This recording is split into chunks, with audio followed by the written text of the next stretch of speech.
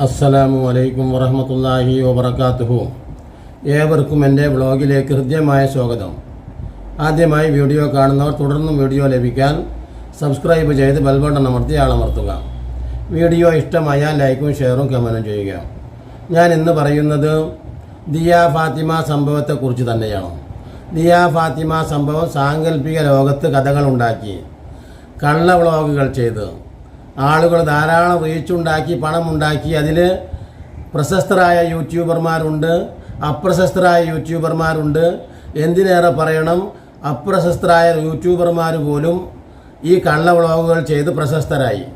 വ്യക്തിപരമായിട്ട് പറഞ്ഞാൽ ഇപ്പോൾ അതൊരു അധിക്ഷേപം എന്ന നിലക്ക് ഞാനത് പറയുന്നില്ല.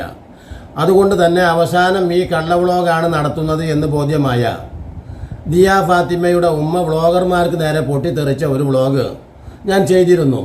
സ്വാഭാവികമായിട്ടും നിങ്ങൾ തമ്പനയിൽ എന്തിനാണ് ഇത്തരത്തിൽ കിട്ടി, എൻ്റെ മകളെ കിട്ടി, ദിയ ഫാത്തിമയെ കിട്ടി, അല്ലെങ്കിൽ ഇപ്പോൾ കിട്ടും, ഇതാ കിട്ടുന്നു, ഉടനെ കിട്ടും, ഇതാ കൊണ്ടുവരുന്നു, അവിടെ എത്തി, ഇവിടെ എത്തി, ഇങ്ങനെ പറഞ്ഞുകൊണ്ടിരിക്കുന്നു. മാത്രമല്ല മിസ്സിംഗ് ആയ കുറേ കേസുകൾ ഈ രാജ്യത്ത് വേറെയുമുണ്ട്. അതിലൊന്നും ഇത്രയേറെ താല്പര്യം യൂട്യൂബർമാർ കൊടുക്കുന്നില്ല. ഈ ഒരു വ്ളോഗിന് മാത്രമാണ് ഇത്രയേറെ താല്പര്യം കൊടുത്ത് ഇല്ലാ കഥകൾ പറഞ്ഞ് പ്രചരിപ്പിച്ച് സാങ്കല്പിക ലോകത്ത് ആളുകളെ കൊണ്ട് അവരെ എന്താ പറയുക മോഹിപ്പിച്ച്, ആ മാതാപിതാക്കളെ മോഹിപ്പിച്ച് ഇങ്ങനെ മുന്നോട്ട് പോയിക്കൊണ്ടിരിക്കുമ്പോഴാണ് ദിയ ഫാത്തിമയുടെ ഉമ്മാക്ക് ഈ കാര്യം ബോധ്യമായത്. അതുകൊണ്ടാണ് പറഞ്ഞത്, നിങ്ങൾ ചെയ്യുന്നത് തമ്പനയിൽ ഇടുന്നു, നിങ്ങൾ അതുപോലെ തന്നെ വേറെ നിങ്ങൾ റീച്ചിന് വേണ്ടി അത് തന്നെ. അപ്പോൾ ഒരിക്കലും അതാണ് നമ്മൾ ആദ്യം മനസ്സിലാക്കേണ്ടത്. രാജ്യത്തെ നിയമം അനുസരിച്ച് നമ്മൾ സാധാരണ ഒരു മിസ്സിംഗ് കേസ്, ഏതെങ്കിലും ഒരു മിസ്സിംഗ് കേസ് ലോകത്ത് എവിടെയെങ്കിലും ആദ്യമായിട്ട് ഏതെങ്കിലും ഒരു യൂട്യൂബർ കണ്ടുപിടിച്ചത് നിങ്ങൾ കേട്ടിട്ടുണ്ടോ? ഞാനും പേരിൽ ഒരു യൂട്യൂബറാണ് ചേർന്നെങ്കിലും ഇവിടെ ഏതെങ്കിലും ഒരു യൂട്യൂബർക്ക് ഇങ്ങനെ കുറ്റാന്വേഷണ ഗൗരവത്തോടുള്ള നിയമാധികാരമുണ്ടോ, അല്ലെങ്കിൽ അതിനുള്ള ബുദ്ധിപരമായ കഴിവുണ്ടോ, അധികാര സംവിധാനങ്ങളുണ്ടോ?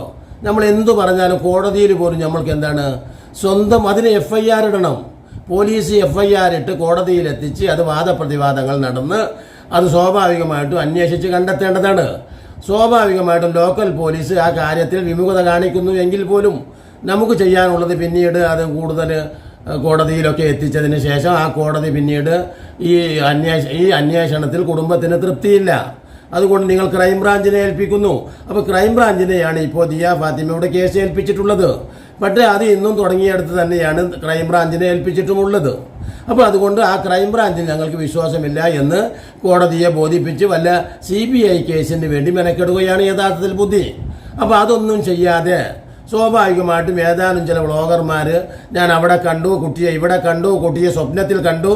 നോക്കണോ, ഞാൻ നേരത്തെ ഒക്കെ പറയാറുള്ളത് പോലെ സ്വപ്നം എന്ന് പറയുന്നത് യാഥാർത്ഥ്യമല്ല. നമ്മൾ സ്വപ്ന ലോകത്താണെന്ന് നമ്മൾ പറയാറുണ്ട്. എടാ ഇപ്പോഴും എൻ്റെ സ്വപ്ന ലോകത്തല്ല ഭയ എന്ന് നമ്മൾ സാധാരണ പറയുന്നത് എന്താണ്? സാങ്കല്പികമാണ്, അത് നടക്കാറില്ല. അതോടൊപ്പം തന്നെ ദൈവദൂതന്മാരായ അമ്പിയാക്കന്മാർക്ക് അള്ളാഹു ഈ സ്വപ്നങ്ങൾ അവരുടെ വഹയിൻ്റെ ഭാഗമാണ്, അത് സത്യമാണ്. അതല്ലാതെ സാധാരണക്കാരായ മനുഷ്യർക്കൊന്നും അവരുടെ സ്വപ്നം സത്യമായതായിട്ട് ഇതുവരെ രേഖപ്പെടുത്തിയിട്ടില്ല. അപ്പോഴാണ് മൂപ്പര് കണ്ടിട്ടുള്ള സ്വപ്നത്തിൻ്റെ ഭാഗമാണ്. അങ്ങനെയാണ് എനിക്ക് എൻ്റെ മനസ്സ് പറയുന്നു. അങ്ങനെ മാത്രമല്ല, അതിനേക്കാളും പമ്പര വിഡ്ഢികൾ ആരാന്നറിയോ? ഞാനിപ്പോൾ ഇത് പ്രതികരിക്കുന്നത് ഇതിൻ്റെ അടിയിൽ വന്ന കമൻറ്റുകളെ കുറിച്ചാണ്. ഈ പറയുന്ന റീച്ച് ഉണ്ടാക്കാൻ വേണ്ടി ഇത് ഓരോന്ന് ഉട്ടോപ്യൻ കഥകൾ പറഞ്ഞുകൊണ്ടിരുന്ന ആ യൂട്യൂബേഴ്സിനെ കുറിച്ചാണ് ഞാൻ പറയുന്നത്. അതിൻ്റെ ഓരോ അടിയിൽ വരുന്ന കമൻറ്റുകളാണ് നിങ്ങൾ ശ്രദ്ധിക്കേണ്ടത്. അപ്പോൾ മനുഷ്യന്മാർ എത്രമാത്രം ബോധമില്ലാത്തവരും വിവരമില്ലാത്തവരുമാണ് എന്ന് ആ കമൻറ്റിൽ നിന്ന് നമുക്ക് മനസ്സിലാവും. അതോ എന്നാൽ പിന്നെ നമ്മൾക്ക് ഇന്ന ആളെ അവിടെ പോലീസിലടുപ്പിക്കായിരുന്നു, കാരണം ഇന്ന യൂട്യൂബറെ നമ്മൾക്ക് അന്വേഷണ വിഭാഗത്തിൽ ഉൾപ്പെടുത്തിയാലോ എന്ന് ചോദിക്കുന്ന കമൻറ്റർമാർ വരെ ഉണ്ട്, കമൻറ്റ് ചെയ്യുന്ന. അതോടൊപ്പം തന്നെ ഇവരെ ഏൽപ്പിച്ചാൽ മതിയായിരുന്നു, ഇവിടുത്തെ പോലീസിനെ ഏൽപ്പിക്കേണ്ടതില്ല. ഭയങ്കര സംഭവമാണല്ലോ ഇങ്ങനെ. അദ്ദേഹം എല്ലാം പറയുന്നത് സത്യമാണ്, എന്തു മഹത്വമാണ് അദ്ദേഹം പറയുന്നത്. എത്രയും പെട്ടെന്ന് കുട്ടിയെ കിട്ടട്ടെ, അൽഹംദുലില്ലാ മാഷാ അല്ലാഹ്, കുട്ടിയെ കിട്ടാൻ പ്രാർത്ഥിക്കുന്നു. ഇങ്ങനെ എത്രയും പെട്ടെന്ന് ഈ എന്താ പറയുക വ്ളോഗറുടെ കയ്യിൽ കുട്ടിയെ എത്തിക്കണമേ. ഈ വ്ളോഗർ ഇപ്പോൾ എത്ര പെട്ടെന്ന് നാളെ തന്നെ ഞങ്ങൾ പിടിച്ചു കൊണ്ടുവന്ന് തരും, അല്ലെങ്കിൽ നമ്മൾ കുട്ടിനോട് പറയാറുണ്ട് ചന്ദ്രനെ പിടിച്ചു കൊണ്ടുവന്ന് തരാം. ഉട്ടോപ്യൻ കഥകളും സങ്കല്പ കഥകളും ഇങ്ങനെ നിരത്തിക്കൊണ്ട് ജനങ്ങളെ പറ്റിക്കുക, അത് തന്നെ റീച്ച് ഉണ്ടാക്കുക. ഈ റീച്ച് ഉണ്ടാക്കുന്നതിൽ എല്ലാവരും തുല്യം. അതിന് വിരുദ്ധമായിട്ടാണ് ഞാൻ ഈ പറയുന്നത്. അപ്പോൾ ഇപ്പോൾ കുടുങ്ങാൻ പോകുന്നത് എന്താണെന്ന് ചോദിച്ചാൽ ഇത്തരത്തിലുള്ള കള്ള വ്ളോഗുകൾ ഉണ്ടാക്കി നിയമ സംവിധാനങ്ങളെ അട്ടിമറിക്കാൻ, അതോടൊപ്പം തന്നെ ഒരു സമാന്തര നിയമ സംവിധാനം ഉണ്ടാക്കാൻ ശ്രമിച്ചു എന്ന കുറ്റം, അതോടൊപ്പം തന്നെ അരാജകത്വം ഉണ്ടാക്കാൻ ശ്രമിച്ചു, സമൂഹത്തിൽ സംശയങ്ങൾ ഉണ്ടാക്കാൻ ശ്രമിച്ചു. ഇങ്ങനെയൊക്കെ കൂടെയുള്ള കുറ്റങ്ങളാണ് യഥാർത്ഥത്തിൽ ഈ യൂട്യൂബേഴ്സിന് വരുന്നത് എന്നതാണ് അറിയാൻ കഴിയുന്നത്. അടുത്ത് തന്നെ എന്തായാലും ഈ കള്ള വ്ളോഗുകൾ ഉണ്ടാക്കി സമൂഹത്തിൽ സംശയങ്ങൾ ഉണ്ടാക്കി വെറുതെയെങ്കിലും പ്രതീക്ഷകൾ കൊടുത്ത് ഇത്തരത്തിൽ ഉണ്ടാക്കിയിട്ടുള്ള യൂട്യൂബർമാർ മുഴുവനും അകത്താകുമെന്നൊരു സംവിധാനമുണ്ട് ഇപ്പോൾ. അത് ഏതാനും ഉടനെ തന്നെ അതിന് നടപടിയിലാണ് ഇപ്പോൾ പോലീസ് ആലോചിക്കുന്നത്. അതിൻ്റെ ഭാഗമായി പോലീസ് ഏതാനും കേസുകൾ എടുത്തിട്ടുണ്ട് എന്നാണ് അറിയാൻ കഴിയുന്നത്. കാരണം അത് സത്യമാണ്.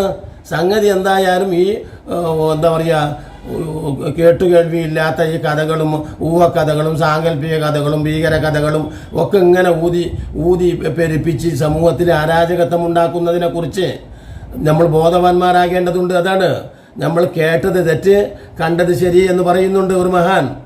ബീർബൽ എന്ന് പേരായ മഹാനോട് അക്ബർ ചക്രവർത്തി ചോദിക്കുന്നതാണ് ആ ചോദ്യം. ബീർബലെ, താങ്കൾ പറയൂ, എല്ലാവരും ശരിയും തെറ്റും തമ്മിലുള്ള അകലം എത്ര എന്നതാണ് ചോദ്യം. അപ്പോൾ എല്ലാവരും പല അകലങ്ങളും പറഞ്ഞുകൊണ്ടിരുന്നു. അക്ബർ ചക്രവർത്തിയുടെ ആ ഇതിലുള്ള വസതിയിലുണ്ടായിരുന്ന ആ എല്ലാ ആളുകളും പറഞ്ഞു അത്ര അകലം, ഇത്ര കിലോമീറ്റർ, ഇത്ര മൈലുകൾ, ഇത്ര ചാണെന്നൊക്കെ പറഞ്ഞു. പക്ഷേ അപ്പോൾ ബീർബലിന് മാത്രമാണ് വിശ്വാസതയുള്ളത്. ആ വിശ്വാസതയുള്ള ബീർബലിനോട് അവസാനം അക്ബർ ചക്രവർത്തി ചോദിച്ചു, ബീർബലെ പറയൂ, എന്താണ് നിങ്ങൾ മിണ്ടാണ്ടിരിക്കുന്നത്, പറയൂ എന്ന് പറഞ്ഞപ്പോൾ പറഞ്ഞു, എത്രയാണ് ചെവിയും തെറ്റും സത്യവും അസത്യവും അഥവാ സത്യവും നുണവും തമ്മിലുള്ള അകലം എത്ര? അപ്പോൾ 4 വിരലിന് അകലം എന്നാണ് അദ്ദേഹം പറഞ്ഞത്. 4 വിരലിൻ്റെ അകലം എന്താണ് ഒന്ന് വ്യക്തമായിട്ട് പറയൂ ബീർബലെ എന്ന് ചോദിച്ചപ്പോൾ അദ്ദേഹം ഇങ്ങനെ കണ്ണിൻ്റെയും ചെവിയുടെയും സൈഡിലായിട്ട് 4 വിരലുകൾ എന്ന് വെച്ചിട്ട് പറഞ്ഞു, കണ്ണുകൊണ്ട് കണ്ടത് സത്യം, ചെവി കൊണ്ട് കേട്ടത് നുണ. അതാണ്. അപ്പോൾ അദ്ദേഹത്തെ ബഹുമാനിക്കുകയാണ് എന്ന് പറഞ്ഞാൽ അതാണ് യഥാർത്ഥ സത്യം എന്ന് ബോധ്യപ്പെടുത്തുകയാണ് ഇപ്പോൾ ഈ ദിയ ഫാത്തിമ സംഭവവുമായി ബന്ധപ്പെട്ട ഈ യൂട്യൂബർമാരുടെ സ്ഥിതി എന്ന് പറഞ്ഞുകൊണ്ട് കേട്ടുകേൾവിയെ നിങ്ങൾ വിശ്വസിക്കരുത്. ഇജ്തനിബുല്ലൻ വിശുദ്ധ ഖുർആന്റെ പ്രഖ്യാപനമാണ്. യാ അയ്യുഹല്ലദീന ആമനൂ ഇജ്തനിബൂ കസീറൻ മിനൽ-ളന്നി ഇന്ന ബഅദൽ-ളന്നി ഇസ്മും. അതാണ് ഞാൻ എല്ലാത്തിനും വിശുദ്ധ ഖുർആൻ പറയുന്നത്. അത് പ്രായോഗികമായ സംഗതിയാണ്. നിങ്ങൾ കേൾക്കുന്നത് മുഴുവനും ഊഹങ്ങൾ മുഴുവനും അവാസ്തവങ്ങളിൽ നിന്നുള്ളതാണ്. നിങ്ങൾ അതിൽപ്പെട്ട് തലതിരിഞ്ഞു പോകരുത് എന്ന് അള്ളാഹു മനുഷ്യരോട് ഉണർത്തുകയാണ്. പ്രത്യേകിച്ച് ഈ പരിഷ്കൃതമായ നൂറ്റാണ്ടിൽ, ഈ ആധുനിക ലോകത്ത്, ഈ സൈബർ ലോകത്ത്, എല്ലാ കഴിവുകളും ഒത്തിണങ്ങിയ ലോകത്ത് വീണ്ടും ഈ അന്ധവിശ്വാസ കഥകളും ഊഹക്കഥകളും കെട്ടുകഥകളും ഒക്കെ പ്രചരിപ്പിക്കുന്നത് ശ്രദ്ധിക്കാതെ വിശ്വസിക്കാതിരിക്കുക എന്ന് പറഞ്ഞുകൊണ്ട് ഇനിയും നല്ല നല്ല വീഡിയോകളുമായി നിങ്ങളെ കണ്ടുമുട്ടുന്നത് വരെ നിങ്ങൾക്ക് നന്ദി.